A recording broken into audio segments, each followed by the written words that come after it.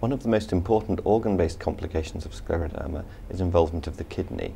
Approximately 10% of patients with the diffuse form of scleroderma develop a hypertensive renal crisis.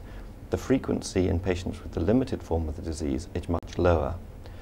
When patients present with a hypertensive renal crisis, they develop accelerated phase hypertension and organ-based complications of this, including damage to the blood vessels in the retina, in the brain, and on occasion heart failure leading to pulmonary edema. They can therefore present in a number of ways once the hypertensive crisis is established, and it's very important to try and identify it at the earliest possible stage.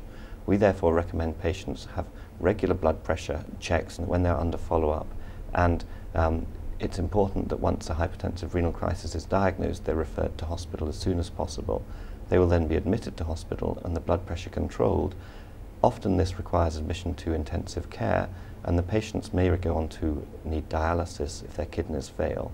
Approximately half of the patients who develop renal crisis do require dialysis, and in those who require dialysis, in some cases this is temporary and sometimes long-term.